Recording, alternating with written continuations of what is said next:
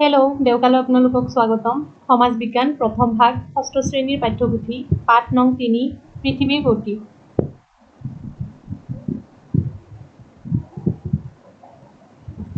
পাঠ নং 3 পৃথিৱীৰ গতি। মূল অৰ্হতা: পৃথিৱীৰ গতি সম্বন্ধে ধাৰণা পোৱা, পৃথিৱীৰ আহ্নিক গতি বা আৱৰ্তন কি তাক বুজি পোৱা, পৃথিৱীৰ পোহৰ বৃত্ত কি তাক জনা, পৃথিৱীৰ বাৰ্ষিক গতি বা পৰিভ্ৰমণ কি তাক বুজি পোৱা, আহ্নিক গতি আৰু বাৰ্ষিক গতিৰ ফলাফল বুজি পোৱা। তোমালোকে আগৰ পাঠত পাই আহিছা যে আমি বসবাস কৰা পৃথিৱীখন সৌৰজগতৰ এটা গ্ৰহ। আমাৰ দৃষ্টিত পৃথিৱীখন স্থিৰ যেন লাগিলেও প্ৰকৃততে ই স্থিৰ নহয়। সৌৰজগতৰ আন গ্ৰহ উপগ্ৰহৰ দৰে পৃথিৱীও গতিশীল। সৌৰজগতৰ নক্ষত্ৰ আৰু গ্ৰহবোৰে ইটোৱে সিটোক আকৰ্ষণ কৰি থাকে। এই আকৰ্ষণৰ ফলত গ্ৰহবোৰ গতিশীল হৈ আছে। গ্ৰহ হিচাপে পৃথিৱীও গতি কৰি আছে। এই গতি দুই ধৰণৰ। এটা গতিৰে পৃথিৱীয়ে নিজ মেৰুদণ্ডৰ ওপৰত ঘূৰে আৰু আনটো গতিৰে ই সূৰ্যৰ চাৰিওফালে ঘূৰে। এনেধৰণে পৃথিৱীয়ে গতিৰ জৰিয়তে নিজৰ স্থান সলনি কৰাকে পৃথিৱীৰ গতি বোলে। পৃথিৱীয়ে নিজ মেৰুদণ্ডত ঘূৰা যি গতি সেয়াই আৱৰ্তন বা আহ্নিক গতি। আনহাতে পৃথিৱীয়ে নিজ কক্ষপথেৰে সূৰ্যৰ চাৰিওফালে ঘূৰা যি গতি তাকেই পৰিভ্ৰমণ বা বাৰ্ষিক গতি বোলা হয়। ক্ৰিয়াকলাপ: তোমালোকে নিশ্চয় লাটুম দেখিছা। এতিয়া লাটুম এটা লৈ ইয়াক যিকোনো সমতলৰ ঠাইত হাতেৰে ঘূৰাই দিয়া। ভালকৈ লক্ষ্য কৰাচোন। কি দেখিছা? লাটুমটোৱে সমতল পিঠিত নিজে ঘূৰাৰ উপৰি ঘূৰি ঘূৰি কোনো এটা দিশত আগবাঢ়ি যোৱা নাইনে বাৰু? এইদৰে পৃথিৱীয়েও নিজ মেৰুদণ্ডৰ ওপৰত ঘূৰাৰ উপৰি একে সময়তে সূৰ্যৰ চাৰিওফালে এটা নিৰ্দিষ্ট পথেৰে ঘূৰা কাৰ্য সম্পন্ন কৰে। আহ্নিক গতি: তোমালোকে আগৰ পাঠত পাই আহিছা যে পৃথিৱীৰ মেৰুদণ্ডডাল উত্তৰ আৰু দক্ষিণ মেৰুক সংযোগ কৰা এডাল কাল্পনিক ৰেখা। পৃথিৱীয়ে নিজ মেৰুদণ্ডৰ ওপৰত পশ্চিমৰ পৰা পূবলৈ সম্পূৰ্ণ এপাক ঘূৰাকে আৱৰ্তন বা আহ্নিক গতি বোলা হয়। পৃথিৱীয়ে এনেদৰে সম্পূৰ্ণ এপাক ঘূৰিবলৈ প্ৰায় 24 ঘণ্টা সময় লয়। পৃথিৱীৰ গতিৰ এই নিৰ্দিষ্ট সময়ছোৱাক এদিন হিচাপে ধৰা হয়। সেইবাবে ইয়াক পৃথিৱীৰ দৈনিক গতি বুলিও কোৱা হয়। আহ্নিক গতিক পৃথিৱীৰ দৈনিক গতি বুলিও কোৱা হয়। এতিয়া পৃথিৱীয়ে কেনেকৈ নিজ মেৰুদণ্ডৰ ওপৰত ঘূৰে তাক বুজিবলৈ এটা গোলক লোৱা। গোলকত ভাৰতবৰ্ষৰ চিনাক্ত কৰি তোমাৰ সন্মুখতে ৰাখা। বাওঁ হাতৰ এটা আঙুলিৰে ভাৰতবৰ্ষৰ এক স্থানত ধৰা। এতিয়া আনখন হাতেৰে গোলকটো লাহে লাহে পশ্চিমৰ পৰা পূবলৈ এপাক ভাৰতবৰ্ষখন তোমাৰ সন্মুখলৈ আনা। এতিয়া কি পালা বাৰু? গোলকৰ ওপৰত ভাৰতবৰ্ষৰ নিৰ্দিষ্ট স্থানত ধৰা তোমাৰ বাওঁ হাতৰ আঙুলিয়ে কিছু সময়ৰ পিছত সম্পূৰ্ণ এপাক ঘূৰিহে তোমাৰ সন্মুখলৈ আহিছে। ঠিক একেদৰে পৃথিৱীৰ ঘূৰণত কোনো এখন ঠাই পশ্চিমৰ পৰা পূবলৈ গতি কৰি আগৰ অৱস্থান পাবলৈ 24 ঘণ্টা সময় লাগে। এইটো আমি চিত্ৰ নং 1ত দেখা পাম। এয়া তোমালোকে দেখা পাইছা চিত্ৰ নং 1 বাওঁফালে। এতিয়া জানি থওঁ আহা। পুৰণি কালত জ্যোতিষবিদসকলে পৃথিৱী স্থিৰ আৰু সূৰ্যই পৃথিৱীৰ চাৰিওফালে ঘূৰে বুলি বিশ্বাস কৰিছিল। পিছত 1514 খ্ৰীষ্টাব্দত কপাৰ্নিকাছ নামৰ জ্যোতিৰ্বিদজনে প্ৰমাণ কৰিছিল যে সূৰ্য স্থিৰ আৰু পৃথিৱীয়ে সূৰ্যৰ চাৰিওফালে ঘূৰে। গোলকৰ সহায়ত মেৰুদণ্ডৰ ওপৰত পৃথিৱীৰ ঘূৰণ দেখুওৱা হৈছে চিত্ৰ নং 1ত। দেখা পাইছা তোমালোকে এনেদৰে।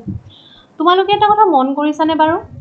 আমি প্ৰতিদিনে সূৰ্যটো পূব দিশত ওলাই পশ্চিম দিশত মাৰ যোৱা যেন পাওঁ। প্ৰকৃততে স্থিৰে থকা সূৰ্যটো পৃথিৱীৰ পূব দিশত উদয় আৰু পশ্চিম দিশত অস্ত যায়নে বাৰু?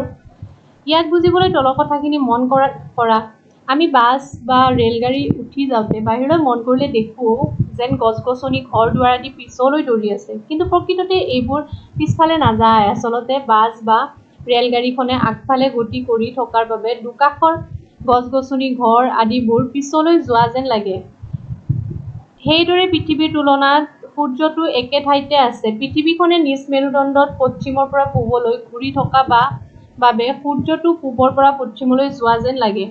তোমালোকে জানা যে পৃথিৱীৰ নিজা পোহৰ নাই। পৃথিৱীয়ে সূৰ্যৰ পৰাহে পোহৰ আৰু তাপ পায়। পৃথিৱীখনৰ আকৃতি প্ৰায় ঘূৰণীয়া হোৱা বাবে সূৰ্যৰ পোহৰ কোনো মুহূৰ্তত ইয়াৰ আধা অংশতহে পৰে। অৰ্থাৎ পৃথিৱীয়ে নিজ মেৰুদণ্ডৰ ওপৰত পশ্চিমৰ পৰা পূবলৈ ঘূৰি থাকোঁতে যিটো ফাল সূৰ্যৰ মুখামুখি হয় তাত পোহৰ পৰে আৰু তাৰ বিপৰীত ফালত পোহৰ নপৰে। পোহৰ পৰা অংশত দিন আৰু বিপৰীতে থকা পোহৰ নপৰা অংশত ৰাতি হয়। এই ক্ষেত্ৰত পৃথিৱীখনৰ পোহৰ পৰা আৰু নপৰা অৰ্থাৎ দিন আৰু ৰাতি হোৱা অংশ দুটাক এটা কাল্পনিক বৃত্তই দুভাগ কৰিছে। এই বৃত্তটোক পোহৰ বৃত্ত বোলা হয়। এনেদৰে ছবিত দেখা পাইছা পোহৰ বৃত্ত, উত্তৰ মেৰু আৰু দক্ষিণ মেৰু, পোহৰ আলকাৰ পোহৰ বৃত্ত, সূৰ্যৰ ৰশ্মি এনেদৰে পাইছে। দিন আৰু ৰাতি ধাৰণাটো ভালকৈ বুজিবৰ বাবে এটা গোলক আৰু এটা টৰ্চ লাইট লোৱা। এতিয়া গোলকটো অন্ধকোঠাত ৰাখি গোলকটো আধা অংশত পোহৰ পৰাকৈ টৰ্চ লাইটটো জ্বলাই স্থিৰ কৰি ৰখা। আন এজনে গোলকটো লাহে লাহে পশ্চিমৰ পৰা পূবলৈ ঘূৰাই দিয়ে। এইদৰে ঘূৰাই থাকোঁতে গোলকটো আধা অংশত পোহৰ পৰিব আৰু আনটো অংশ আন্ধাৰ হ'ব। এনেদৰে পৃথিৱীৰ উপৰিভাগত দিন আৰু ৰাতি হয়। চিত্ৰ নং ৩ত দেখুওৱাৰ দৰে। এয়া তোমালোকে চাব পাৰিছা চিত্ৰ নং ৩। পৃথিৱী আৱৰ্তনৰ ফলত হোৱা দিন আৰু ৰাতি ক্ৰিয়াকলাপ। পৃথিৱী যদি নিজ মেৰুদণ্ড নুঘূৰি স্থিৰ হৈ থাকিলেহেঁতেন তেতিয়া কি হ'লহেঁতেন ভাবি চোৱা আৰু কোৱা। ক'বাচোন। পৃথিৱীৰ উপৰিভাগত আকস্মিক গতিৰ প্ৰভাৱ পৰিলক্ষিত হয়। আকস্মিক গতিৰ ফলত দিন আৰু ৰাতি হয় বাবে পৃথিৱীৰ উপৰিভাগত জীৱ-জন্তু, উদ্ভিদ আদিৰ জন্ম আৰু বৃদ্ধি সম্ভৱ হৈছে। আকস্মিক গতি নাথাকিলে পৃথিৱীৰ এটা ফালত সদায় দিন আৰু আনটো ফালত সদায় ৰাতি হৈ থাকিলেহেঁতেন। ফলত আন্ধাৰ হৈ থকা অংশত সূৰ্যৰ ৰশ্মিৰ অভাৱত চেঁচা হৈ থাকিলেহেঁতেন। আনহাতে পোহৰ পৰা অংশত উত্তাপ বাঢ়ি গৈ সেই অংশটো জীৱৰ বসতিৰ অনুপযোগী হ'লহেঁতেন। এই পোহৰ পৰা অংশত উত্তাপ বাঢ়ি গৈ কেনেকৈ জীৱৰ বসতিৰ অনুপযোগী হ'ব পাৰে ভাবি চোৱাচোন। পৰিভ্ৰমণ বা বাৰ্ষিক গতি। পৃথিৱীৰ আন এটা গতি হ'ল পৰিভ্ৰমণ বা বাৰ্ষিক গতি। পৃথিৱীয়ে সূৰ্যৰ চাৰিওফালে এটা নিৰ্দিষ্ট পথেৰেহে ঘূৰে। এই পথটো কিন্তু ঘূৰণীয়া নহয়, উপবৃত্তাকাৰহে। সূৰ্যৰ চাৰিওফালে ঘূৰা এই উপবৃত্তাকাৰ পথটোক পৃথিৱীৰ কক্ষপথ বোলে। পৃথিৱীৰ উপবৃত্তাকাৰ কক্ষপথটোৰ ধাৰণাটো ভালদৰে বুজিবলৈ তলৰ কাৰ্যটো কৰি চোৱা। ক্ৰিয়াকলাপ। তোমালোকে পৃথিৱীৰ কক্ষপথ কেনেকৈ আঁকিব লাগে জানানে? ইয়াৰ বাবে এডাল কাঠ পেঞ্চিল, দুটা আলপিন, অলপ দীঘল সূতা এডাল আৰু এখন ডাঠ কাগজ লোৱা। এতিয়া ডাঠ কাগজৰ মাজঅংশত ২ ইঞ্চিমান দূৰত্ব আলপিন দুটা আধাকৈ বহুৱাই লোৱা। এইবাৰ সূতাডালৰ মূৰ দুটা এনেদৰে গাঁঠি দি লোৱা যাতে গাঁঠি দিয়াৰ পিছত ইয়াৰ দৈৰ্ঘ্যৰ আলপিন দুটাৰ মাজৰ দূৰত্ব কিছু পৰিমাণে বেছি হয়। এতিয়া আলপিন দুটা সূতাৰে ঘেৰৰ ভিতৰত ৰাখা। এইবাৰ চিত্ৰত দেখুওৱাৰ দৰে কাঠ পেঞ্চিলৰ সূতাডাল ঘেৰৰ ভিতৰলৈ এটা বৃত্ত আঁকিবলৈ চেষ্টা কৰা। দেখিবা যে ইয়াৰ আকৃতি বৃত্তাকাৰ নহয়, উপবৃত্তাকাৰ হ'ব। পৃথিৱীৰ কক্ষপথটো এনেকুৱা উপবৃত্তাকাৰ। চিত্ৰ নং ৪ত দেখুওৱাৰ দৰে। এইটো চিত্ৰ নং ৪ পৃথিৱীৰ কক্ষপথৰ অংকন। তাৰপিছত আমি চাম পৃথিৱীয়ে নিজ কক্ষপথেৰে এটা নিৰ্দিষ্ট গতিত সূৰ্যৰ চাৰিওফালে সম্পূৰ্ণ এপাক ঘূৰিবলৈ ৩৬৫ দিন প্ৰায় ৬ ঘণ্টা সময় লাগে। সাধাৰণতে পৃথিৱীয়ে সূৰ্যৰ চাৰিওফালে সম্পূৰ্ণ এপাক ঘূৰিবলৈ ৩৬৫ দিন আৰু প্ৰায় ৬ ঘণ্টা সময় লাগে যদিও গণনাৰ সুবিধাৰ বাবে ৩৬৫ দিনৰ এবছৰ হিচাপে ধৰি লোৱা হয়, অৰ্থাৎ প্ৰতি বছৰে আমি প্ৰায় ৬ ঘণ্টা সময় বাদ দিওঁ। এই বাদ দিয়া সময়ৰ ৬ ঘণ্টা সময়খিনি ৪ বছৰৰ লগত লগ লাগি ২৪ ঘণ্টা অৰ্থাৎ এদিন হয়। সেয়েহে প্ৰতি ৪ বছৰৰ মূৰে মূৰে ফেব্ৰুৱাৰী মাহটোত এদিন বঢ়াই ২৮ দিনৰ পৰিৱৰ্তে ২৯ দিন গণনা কৰা হয়। এনেকৈ যিটো বছৰত এটা দিন বঢ়াই লোৱা হয় সেইটো বছৰক অধিবৰ্ষ বা লিপ ইয়াৰ বোলা হয়। কোনটো বছৰ অধিবৰ্ষ বা লিপ ইয়াৰ হয় তাক জানিবলৈ এটা সহজ উপায় জানি লোৱা। যিটো খ্ৰীষ্টীয় বছৰ ৪ৰে হৰণ কৰিলে ভাগশেষ নাথাকে তেনে বছৰৰ অধিবৰ্ষ বুলি ধৰা হয়। উদাহৰণস্বৰূপে ২০০৭ বৰ্ষটো অধিবৰ্ষ নাছিল, কিন্তু ২০১২ বৰ্ষটো অধিবৰ্ষ হ'ব। ইয়াত আছে জানি থৈ আহা। কাষৰ আলোচনাত আমি এটা বছৰত ৩৬৫ দিন আৰু প্ৰায় ৬ ঘণ্টা থাকে বুলি কৈছোঁ, যদিও দৰাচলতে এটা বছৰত ৩৬৫ দিন ৫ ঘণ্টা ৪৮ মিনিট ৪৫ৰ পৰা ৪৭ ছেকেণ্ডহে থাকে।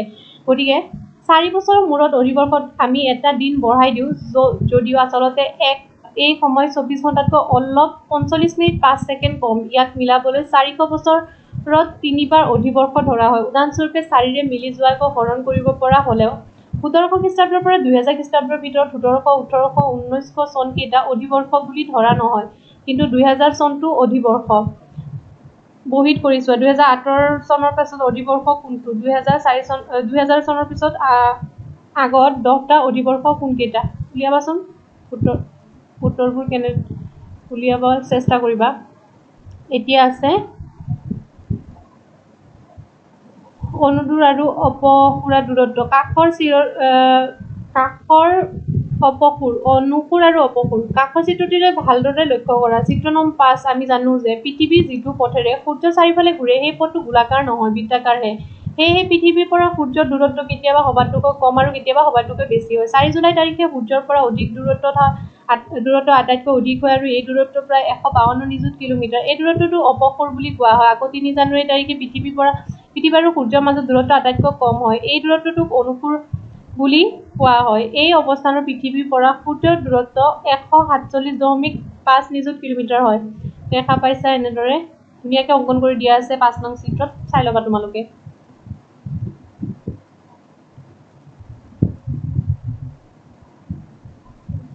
ওপৰৰ চিত্ৰটোলৈ মন কৰাচোন। এই 6 নং চিত্ৰত মন কৰিব দিছে পৃথিৱী পৰিভ্ৰমণৰ ফলত হোৱা ঋতু পৰিৱৰ্তন। গোলাৰ্ধ বসন্তকাল, মহাবিষুৱ 21 মাৰ্চ, উত্তৰ গোলাৰ্ধ শীতকাল, মকৰ সংক্ৰান্তি, এনেদৰে গোটেইখিনি দিয়া আছে।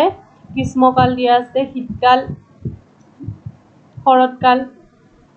চিত্ৰত দেখুওৱাৰ দৰে পৃথিৱী সূৰ্যৰ চাৰিওফালে উপবৃত্তাকাৰ পথেৰে পৰিভ্ৰমণ কৰোঁতে অনবৰতে ইয়াৰ কক্ষতলৰ লগত 64 আধা কোণ আগবাঢ়ে। ফলত পৃথিৱীখন এটা নিৰ্দিষ্ট দিশত হেলনীয়া হৈ আগবাঢ়ে। পৃথিৱীখন এনেদৰে হেলনীয়া ঘূৰি থকা বাবে বছৰৰ একোটা নিৰ্দিষ্ট সময়ত পৃথিৱীৰ উপৰিভাগৰ কোনো এটা গোলাৰ্ধ সূৰ্যৰ মুখামুখি হয়, অৰ্থাৎ সেই গোলাৰ্ধৰ কিছু অংশত সূৰ্যৰ ৰশ্মি পোনপটীয়াকৈ পৰে। ফলত এই গোলাৰ্ধৰ বায়ুমণ্ডলৰ উত্তাপ বাঢ়ে। আকৌ একে সময়তে আনটো গোলাৰ্ধৰ সূৰ্যৰ ৰশ্মি হেলনীয়াভাৱে পৰে। ফলত সেই কালছোৱাত এই গোলাৰ্ধৰ বায়ুমণ্ডলৰ উত্তাপ হ্ৰাস পায়। বায়ুমণ্ডলৰ উত্তাপৰ হ্ৰাস বৃদ্ধিয়ে বায়ুৰ চাপ আৰু আৰ্দ্ৰতাৰো হ্ৰাস বৃদ্ধি ঘটায়।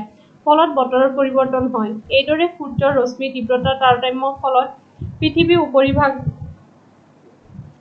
ঋতুৰ পৰিৱৰ্তন হয়। তাপ, চাপ আৰু আৰ্দ্ৰতাৰ ভিত্তিত বছৰটোক প্ৰধানকৈ গ্ৰীষ্ম, শৰৎ, শীত আৰু বসন্ত ঋতুত ভাগ কৰা হয়। ওপৰৰ চিত্ৰ সূৰ্যৰ চাৰিওফালে পৰিভ্ৰমণ কৰি থকা অৱস্থাত পৃথিৱীৰ 4টা অৱস্থান দেখুওৱা হৈছে। পৃথিৱীয়ে সূৰ্যৰ চাৰিওফালে পৰিভ্ৰমণ কৰি থাকোঁতে 21 জুন তাৰিখে সূৰ্যৰ ৰশ্মি কৰ্কটক্ৰান্তিৰ ওপৰত পোনপটীয়াকৈ পৰে। এই অৱস্থানটোক কৰ্কট সংক্ৰান্তি বোলা হয়। সেইদিনা কৰ্কটক্ৰান্তি আৰু ইয়াৰ উত্তৰে থকা ঠাইসমূহৰ বছৰটোৰ ভিতৰতে দিন আটাইতকৈ দীঘল আৰু ৰাতি আটাইতকৈ চুটি হয়। উক্ত সময়ছোৱাত উত্তৰ গোলাৰ্ধত গ্ৰীষ্মকাল হয়, আনহাতে এই সময়ছোৱাত দক্ষিণ গোলাৰ্ধত শীতকাল বিৰাজ কৰে। পৃথিৱী ইয়াৰ কক্ষপথেদি আগবাঢ়ি গৈ থাকোঁতে 23 ছেপ্টেম্বৰৰ দিনাই পুনৰাই সূৰ্যৰ ৰশ্মি বিষুৱত লম্বভাৱে পৰে। এই দিনা গোটেই ধৰাপৃষ্ঠত দিন-ৰাতি সমান হয়। ইয়াকে জলবিষুৱ বোলে। আনহাতে পৃথিৱী আগবাঢ়ি গৈ থাকোঁতে 22 ডিচেম্বৰৰ দিনা সূৰ্যৰ ৰশ্মি মকৰক্ৰান্তিৰ লম্বভাৱে পৰে। ইয়াক মকৰ সংক্ৰান্তি বোলে। এই মকৰ সংক্ৰান্তিৰ সময়ত দক্ষিণ গোলাৰ্ধত গ্ৰীষ্মকাল আৰু উত্তৰ গোলাৰ্ধত শীতকাল হয়। দক্ষিণ গোলাৰ্ধত দিন দীঘল, ৰাতি চুটি আৰু উত্তৰ গোলাৰ্ধত ৰাতি দীঘল, দিন চুটি হয়। পুনৰ পৃথিৱী সূৰ্যৰ চাৰিওফালে ঘূৰি থাকোঁতে 21 মাৰ্চৰ দিনা সূৰ্যৰ ৰশ্মি বিষুৱ ৰেখাৰ ওপৰত লম্বভাৱে পৰে। এই সময়ত দুই গোলাৰ্ধত সূৰ্যৰ ৰশ্মি সমানে হেলনীয়া হৈ পৰে। এই দিনটোত সমগ্ৰ ধৰাপৃষ্ঠত দিন-ৰাতি সমান হয়। ইয়াকে মহাবিষুৱ বোলে।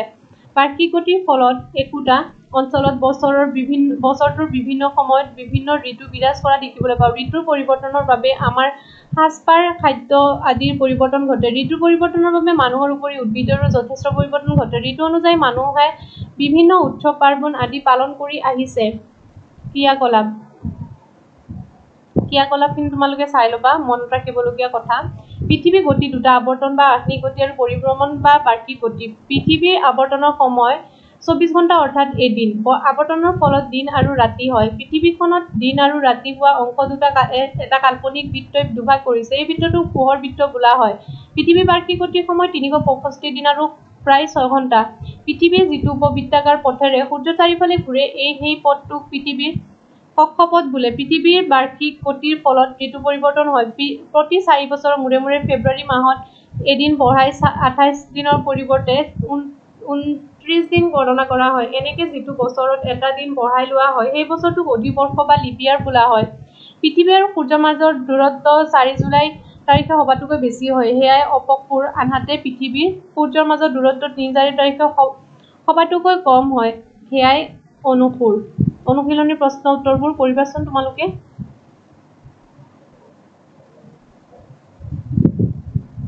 Thank you for watching my video.